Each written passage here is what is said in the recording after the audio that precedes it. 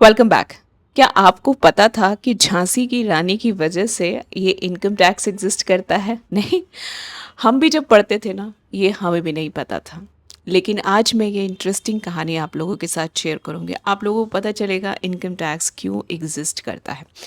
बात है साल 1857 की। 1857 को हम लोगों ने ना बचपन में एक पोइम में बहुत सुना है ना? खूब लड़ी मर्दानी वो तो झांसी वाली रानी थी, सन 57 की, है ना? 1857 की वो वॉर। इस रिवॉल्ट में जो झांसी की रानी है उसने अच्छे खासे नाको चने चबवाए थे ब्रिटिशर्स को। पूरे मुहावरों की रिवीजन हो गई है। इंटरेस्टिंग। ब्रिटिशर्स को आया बड़ा गुस्सा, क्योंकि उनका पूरा का पूरा ट्रेजर खाली हो गया इस सारी फाइट में। तो उन्होंने उस गुस्से को उतारने के लिए 1860 में इनकम टैक्स को इंट्रोड्यूस किया। क्या मैम, इससे पहले कभी भी इनकम टैक्स या कर, जो हम बोले हिंदी में, ऐसा कोई टर्म नहीं था? मुगलों के दौरान भी ये टर्म थी। बट जो इनकम टैक्स हम आज पढ़ते हैं ना, जो पूरा फ्रेमवर्क है, जो स्ट्रक्चर है, इसका जो पहला जन्म था ये 1860 में हुआ था। क्योंकि मोस्ट ऑफ द लॉज जितने भी हम देखते हैं आज की डेट में, वो सारे के सारे ब्रिटिशियंस हमें एज अ गिफ्ट दे के गए हैं, राइट? यहाँ पे इन्होंने पनिश किया the rich people, not the middle class, not the lower class. तो जिन लोगों की भी साल की इनकम 200 रुपये से ज़्यादा थी, उन लोगों को टैक्स देना पड़ता था, और उससे इन्होंने अपने हुए सारे लॉसेस की रिकवरी की। बट हुआ क्या? जो टैक्स शुरू इस तरीके से हुआ था कि आपने हमारा नुकसान किया, आप ही हमारी भरपाई करोगे, उससे अंग्रेज़ों को थोड़ा दूसरे तरीके का इंटरेस्ट आने लगा। उन्हें मज़ा आने लग गया। रिकवरी तो हो गई, लेकिन आती हुई इनकम किसको बुरी लगती है? तो फिर 1886 में उन्होंने स्ट्रक्चर्ड सिस्टम इंट्रोड्यूस किया। उन्होंने कहा सिर्फ अमीर क्यों? हाँ, हम अगर दूसरों से भी ले सकते हैं, अगर हमारी बात सुनी जा रही है, कोई भी हमारे अगेंस्ट फाइट नहीं कर रहा, तो सिर्फ अमीर क्यों? हम इस तरीके से ही अपने ट्रेजर को फिल करते हैं, ठीक है? उन्होंने 1886 में स्ट्रक्चर सिस्टम को इंट्रोड्यूस किया, जिसके अंदर असेसमेंट ईयर, इनकम एस्केपमेंट का कॉन्सेप्ट, ये सब टर्म्स को इन्होंने धीरे धीरे धीरे धीरे इंट्रोड्यूस किया। लेकिन अगर हम बात करें कि जो आज का हमारा इनकम टैक्स एक्ट है, जो प्रॉपर हम एक्ट के फॉर्मेट में पढ़ते हैं, इसका जन्म हुआ था 1922 में। तो ये मैम 1961, ये क्या है अभी बताते हैं। इतनी जल्दी क्या है, कहानी तो अभी शुरू हुई है। तो 1922 में यहाँ कौन थे? ब्रिटिशर्स थे, ठीक है? तो ब्रिटिशर्स अपनी तरफ से एक्ट बना चुके थे, है ना? और पूरा का पूरा कॉन्सेप्ट ले डाउन हो चुका था कि आपका किसके ऊपर टैक्स लगेगा, कैसे कैसे रेट से टैक्स लगेगा, किस इनकम को हम मिनिमम एग्जाम्पशन देंगे, क्या रिबेट्स, क्या रिडक्शंस, क्या हो सकता है। पूरा फॉर्मेट के साथ एक्ट बन चुका था, और काफ़ी हद तक यहाँ पे इन्होंने लोगों को भी असाइन कर दिया था, जिसको हम आजकल इनकम टैक्स डिपार्टमेंट कहते हैं। ये एक डिपार्टमेंट बना दिया गया था। ये हमारी देन नहीं है, ये इन्हीं की देन है, राइट? फिर आता है 1961। यहाँ सिर्फ कहानी में एक ही बदलाव था कि अब हम आज़ाद हो चुके थे। अंग्रेज जो थे ना, ये हमसे पैसा लेते थे अपने लिए, ठीक है, देश के लिए नहीं।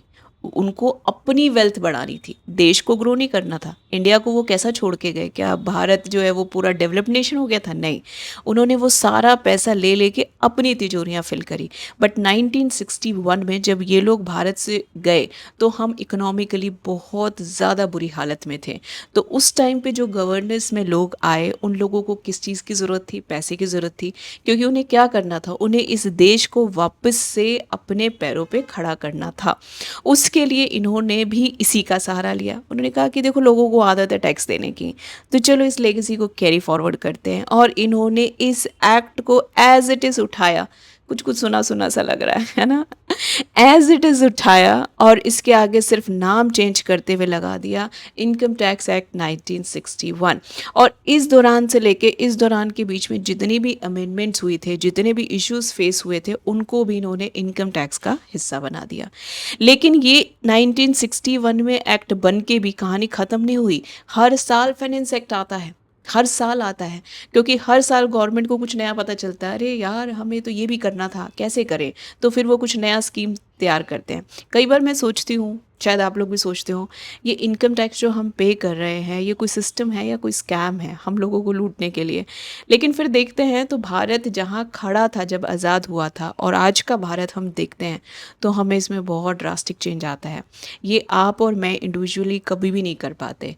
ये हो पाया है क्योंकि हमारा कंट्रीब्यूशन जो इनकम टैक्स के फॉर्मेट था वो गवर्नमेंट को गया और गवर्नमेंट ने उसे बहुत ही ईमानदारी से इम्प्लीमेंट किया है ना। इस चीज़ को हमें मानना पड़ेगा, बिल्कुल, इसमें कोई दो राय नहीं है।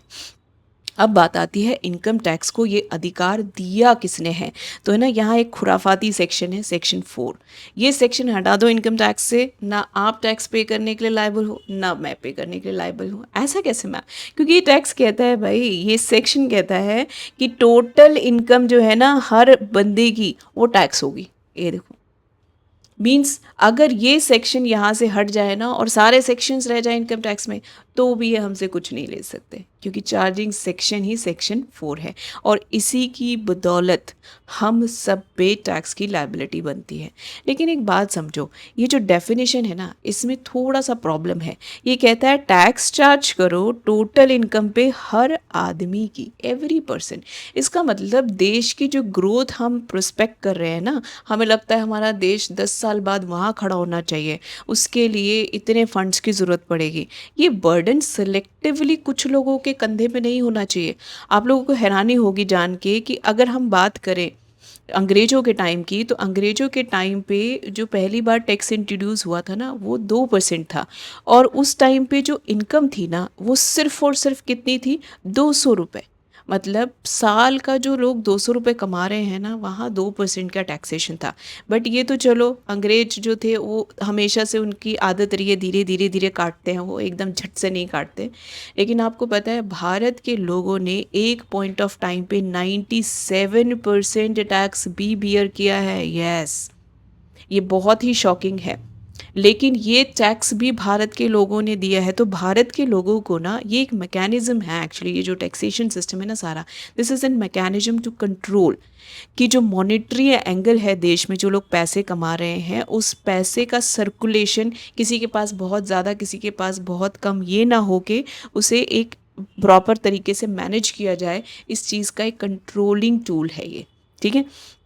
तो इसमें इन्होंने कोशिश तो ये की थी कि ये बर्डन सब पे आए, लेकिन क्या ये बर्डन एक्चुअल में सब पे आया है? ज़रा सोचो, अगर हम बात करें तो हमारे देश की पॉपुलेशन कितनी है, 140 करोड़, राइट।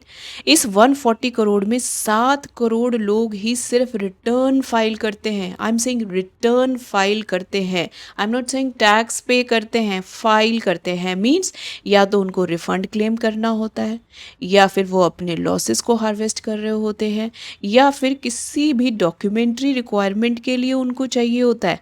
अगर किसी बच्चे को किसी बाहर कंट्री में जाना है स्टडीज़ के लिए तो वो अपनी 3 साल की रिटर्न फाइल करता है, वो दिखाता है, सपोर्टिंग लगाता है, ठीक है। किसी को होम लोन लेना है, कुछ लेना है, तो they are filing return, they are not paying anything. या फिर कुछ लोग ऐसे भी हैं जो 87A का बेनिफिट लेकर के नील टैक्स रिटर्न फाइल कर रहे हैं, है ना। रिटर्न तो फाइल कर रहे हैं, इनकम भी टैक्सेबल है, बट उनको वहाँ पे वो बेनिफिट मिल रहा है जिस वजह से उन्हें कोई टैक्स नहीं पे करना। तो बर्डन कितने लोगों पे है? सिर्फ 2 करोड़ लोगों पे। मीन्स इस देश में जिसकी आबादी इतनी ज़्यादा है, सिर्फ 2 करोड़ लोग पूरे देश का भार संभाल रहे हैं। तो क्या यहाँ सेक्शन 4 जस्टिफाइड लग रहा है कि टैक्स करो total income of every person? No. So कहीं ना कहीं over a period of time ना ये जो एक्ट है ये अपना जिस्ट खो चुका है, जो गवर्नमेंट को थोड़ा सा ध्यान देना चाहिए। जब यहाँ पे बातें चल रही थी कि इनकम टैक्स एक्ट 2025 आएगा, तो फ्रैंकली सेइंग मेरा इसमें इंटरेस्ट काफ़ी हद तक ये था कि शायद अब कुछ इस तरीके का एक्ट फॉर्म होगा जो एक्चुअल में कुछ मीनिंग रखेगा, सेंस रखेगा, ना कि सिर्फ और सिर्फ रूल और रेगुलेशन से भरा हुआ एक पूरा का पूरा सिस्टम होगा। क्योंकि इसमें सबसे ज़्यादा प्रॉब्लम क्या है, हम सिर्फ और सिर्फ सिस्टम को, सिर्फ फॉर्मेलिटीज़ को ही मैनेज करते रह जाते हैं। ना तो हमारा फोकस इनकम जनरेट करने में है, ना ही इनकम्स की बेटर सेविंग्स करने में है, क्योंकि हम लोगों को फुर्सत ही नहीं मिल रही उस चीज़ की। और आप लोगों को हैरानी होगी, ये जो 2 करोड़ लोग हैं ना, इसके अंदर भी मैक्सिमम लोग रिच क्लास नहीं है, this is middle class. This is very bad, right.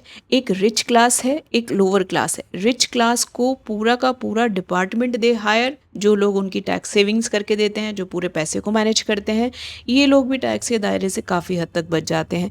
Poor class है क्योंकि वो टैक्स के ब्रैकेट में ही नहीं आते, बहुत मुश्किल से काम चला रहे हैं, और कहीं ना कहीं शायद रीज़न ये है कि उन लोगों की इनकम की कोई अकाउंटेबिलिटी नहीं है, क्योंकि उनकी इनकम किसी वाइट सोर्स से, बैंक के रूट से ऐसा कुछ नहीं आ रहा, तो ये भी बच जाते हैं, इनको भी टैक्स नहीं देना। ये जो बीच का आदमी है ना, जो बेचारा शरीफ है, जो बेचारा अच्छे से पैसा कमाता है और अपनी जिम्मेदारी निभाता है, सारा बर्डन यही झेलता है। इसका मतलब ये नहीं है कि 100% मिडिल क्लास है, आई एम सेइंग मैक्सिमम जो परसेंटेज है that belongs to the middle class. मुझे लगा था शायद इस चीज़ पे कुछ काम होगा, और काफ़ी हद तक अगर अब मिनिमम एग्जाम्पशन अगर मैं कहूँ 12 लाख तक की आपकी इनकम पे कोई टैक्स नहीं है, तो आपकी फैमिली में 3 लोग पैसा कमाने वाले हैं, तो करीब 36 लाख पे आपके घर में कोई टैक्स पे नहीं हो रहा। तो कहीं ना कहीं अब जाके इस सिचुएशन के बाद, और वो डिपेंड करता है, अभी हमारा बजट आना बाकी है, तो इस सिचुएशन के बाद मुझे थोड़ा सा लगता है कि शायद ये बेचारा मिडिल क्लास के बारे में भी गवर्नमेंट ने कुछ सोचा है। अदरवाइज तो it was very rude, very rude. सारा बर्डन जो था वो बर्डन मिडिल क्लास। और सोचो जो टैक्स रेट है वो क्या है, 5% से लेके 30%, और उसमें भी अगर आप थोड़ा सा रिस्पेक्टेबल कमा लोगे तो फिर आपके साथ सर चार्जेस शुरू हो जाते हैं। गंगा की सफाई होगी तो पैसा कौन देगा, जो कमा रहा है। This section 4 is so so so misguiding. जो कमा रहा है गंगा की सफाई वो कराएगा। अगर आप यंग हो, आप एजुकेटेड हो, बट आप कुछ नहीं कमा रहे हो, तो गवर्नमेंट आपको फीड करेगी, वो आपको सब्सिडीज़ देगी, वो आपको बेनिफिट देगी। कहाँ से देगी, वो जो टैक्स का पैसा कलेक्ट हुआ। और वो टैक्स का पैसा किससे कलेक्ट हुआ, जो आदमी काम करने जा रहा है, पैसा कमा रहा है। और वो दिया किसको जा रहा है, जो आदमी काम ना करना चूज़ कर रहा है और बैठ के खाना चाहता है। चाहे वो अनएम्प्लॉयमेंट के नाम पे उनको पैसे दिए जा रहे हो, चाहे वो इलेक्शंस के टाइम पे जा रहे हो। तो ये जो डिवीजन है ना, that is something which I really wanted कि इनकम टैक्स में थोड़ा सा इसे टेक केयर किया जाए।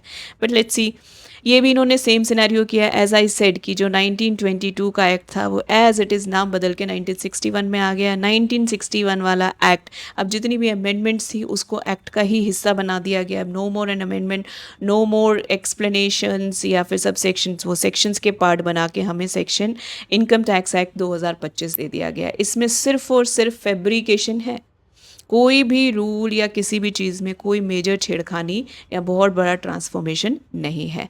विच a little I am not, I mean मुझे थोड़ा सा यहाँ पे नहीं लगा कि गवर्नमेंट ने जितना मेहनत करनी चाहिए थी उतनी की है। अब बात करते हैं व्हाई इट एग्जिस्ट। सो समझो कि जो पैसा हम कंट्रीब्यूट कर रहे हैं और क्यों, चाहे मिडिल क्लास हो जो या कंपनीज हैं, मैं यहाँ पे अगर मेरा वीडियो सर्कुलेट होता है तो मैं यहाँ पे कहना चाहती हूँ जो लोग भी अच्छा कमा रहे हैं बहुत ही ज़्यादा ईमानदारी से टैक्सेस पे करो, क्योंकि हमारे देश को ग्रोथ के लिए ना फंड्स की ज़रूरत है। आज अगर चाइना की हम बात करते हैं, आज हम अमेरिका की बात करते हैं, तो हम बहुत क्लोज कंपटीशन में जाते हैं और फिर वापस नीचे आ जाते हैं, फिर बहुत क्लोज कंपटीशन में जाते हैं, फिर वापस नीचे आ जाते हैं। उसका रीज़न सिर्फ और सिर्फ क्या रहता है कि कहीं ना कहीं हमारी डिपेंडेंसी है। ठीक है, वो डिपेंडेंसी ख़त्म करने का सिर्फ एक ही तरीका होगा जब हम सेल्फ सफिशिएंट बनेंगे। उसके लिए जो सबसे इम्पॉर्टेंट है ना वो है एजुकेशन, और दूसरे नंबर पे है फंड्स। सो प्लीज़ एजुकेशन को बहुत सपोर्ट करो, और हर पर्सन, हर बच्चा, हर किसी को अपनी एजुकेशन को फर्स्ट प्रायोरिटी पे रखना है। पूरी एजुकेशन कंप्लीट करो, इट्स वेरी इंपॉर्टेंट। और फंड्स की यहाँ मैं बात कर रही हूँ गवर्नमेंट के लिए, तो जिस भी तरीके के जो टैक्सेस बनते हैं वो ईमानदारी से पे करो। एंड टू गवर्नमेंट, प्लीज़ उस पैसे को प्लग बैक करो वापस से इसी सोसाइटी में, इसी नेशन में उसे री इन्वेस्ट करो, ताकि हम इन कंट्रीज़ के कहीं ना कहीं बराबर आ पाएँ, हमें बार बार ये सब चीज़ें फेस ना करनी पड़े। तो फंड्स को कहाँ इस्तेमाल करती है नॉर्मली गवर्नमेंट, अब पता नहीं ऑन रिकॉर्ड्स करती है या एक्चुअल में करती है। सो रोड्स जो हम अपने इर्द गिर्द देखते हैं, ये रोड्स बनाने का काम आपका और मेरा नहीं है। हमने कुछ लोगों को चूज़ करके गवर्नमेंट बनाई है ना, कि हमारे बिहाफ पे, हमारे वेलफेयर के लिए तुम काम करो और उसके लिए हम तुमको सैलरी पे करेंगे। तो हम बेसिकली उन सब गवर्नमेंट ऑफिशियल्स को, उन सारे मिनिस्टर्स को सैलरी पे करते हैं। कैसे? टैक्सेस से। हमारे ही टैक्सेस का पैसा उन लोगों को जाता as in salaries, pension, whatever they have, ठीक है। सो उसके लिए उनको क्या करना है, जो फंड्स इकट्ठे हुए हमें सुटेबल रोड्स बना के दो, हमारा डिफेंस अच्छा रखो ताकि किसी भी बाहर की कंट्री से हमें किसी भी तरीके का कोई डर महसूस ना हो। एजुकेशन को पूरी तरीके से, एजुकेशन पे सबसे ज़्यादा फोकस करो। दो ही एरियाज़ हैं, एजुकेशन और हेल्थ। हेल्थ अगर अच्छी रहेगी तो लोग पूरा ध्यान अपना कमाने में लगाएंगे, एजुकेशन अच्छी होगी तो बहुत सारी वैरायटी ऑफ वर्क में एरिया में एंटर करेंगे लोग। बहुत सारे एक ही चीज़ काम नहीं करेंगे कि सारे एसएससी में जा रहे हैं, यूपीएससी में जा रहे हैं। इतने तरीके के कामों को ओपन करो, इतनी वैरायटी के अंदर काम करो कि आप लोगों के पास काम भी बहुत हो, एम्प्लॉयमेंट भी बहुत हो, ठीक है, एक दो सिलेक्शन ना रह जाए। पब्लिक सर्विसेज जो हैं, जैसे कि हम देखते हैं रेलवेज़, हम देखते हैं बस सर्विसेज, सो ये सब कुछ हमें सब्सिडाइज्ड फॉर्म में मिलती है, या फिर उन लोगों को जो इससे ज़्यादा अफोर्ड नहीं कर सकते, तो वो सब भी कहीं ना कहीं गवर्नमेंट इन फंड से ही मैनेज करती है। अगर हम ऑल एंड ऑल कहें तो टैक्स को अगर आप बर्डन की तरह लेते हो तो फिर ये डेफिनेटली बर्डन फील होगा, क्योंकि कहीं ना कहीं हमारे जो मिनिस्टर्स है वो भी हमें फ़ील करा देते हैं जब हमें हमारी सर्विसेज वैसे नहीं मिलती। हम हॉस्पिटल में जाते हैं, वहाँ हमें उस वैसा माहौल नहीं मिलता, वैसा ट्रीटमेंट नहीं मिलता। स्कूल में जाते हैं तो वहाँ वैसा ट्रीटमेंट नहीं मिलता, या फिर एग्ज़ाम्स कैंसिल होते हैं। ये कुछ भी चीज़ हम देखते हैं ना, तो हमें कहीं ना कहीं अंदर ना डिफीटेड फील होता है कि हम बड़ा ऑनेस्टली कंट्रीब्यूट कर रहे हैं, मेहनत कर रहे हैं, फिर हमें वो सर्विसेज क्यों नहीं मिल रही जो हम डिज़र्व करते हैं। सो ये पूरा का पूरा सिस्टम है ना, इसका बैकबोन है टैक्स। तो यहाँ पे सिर्फ इनकम टैक्स की बात नहीं है, चाहे हम जीएसटी की बात करें, हम प्रॉपर्टी टैक्स की बात करें, हम एक्साइज की बात करें, हम कस्टम्स की बात करें, ये सब तरीके के टैक्सेस बेसिकली इस कंट्री के फंड्स को एक्यूमुलेट करने का एक बहुत ही बड़ा बैकबोन है। बट यहाँ पे गवर्नमेंट के लिए भी बहुत इंपॉर्टेंट रोल है कि बहुत सोच समझ के इस पैसे का इस्तेमाल किया जाए। इसके बाद है लास्ट, दैट इज़ कि अगर आपको इस वीडियो से कुछ भी वैल्यू एडिशन फील हुआ है, सो इसे ज़रूर सब्सक्राइब करो, अपने फ्रेंड्स के पास इसे शेयर करो, और लोगों तक पहुंचाओ, और बहुत दिल लगा के पढ़ाई करो। हर चीज़ तुमको पता होनी चाहिए तुम क्यों कर रहे हो, ताकि हम सब मिल के इस नेशन को बहुत ही ज़्यादा आगे लेके जाएं। कम से कम अमेरिका चाइना को तो बीट कर सकते हैं, क्यों? एक लाइक बनता है इस बात। Thank you so much.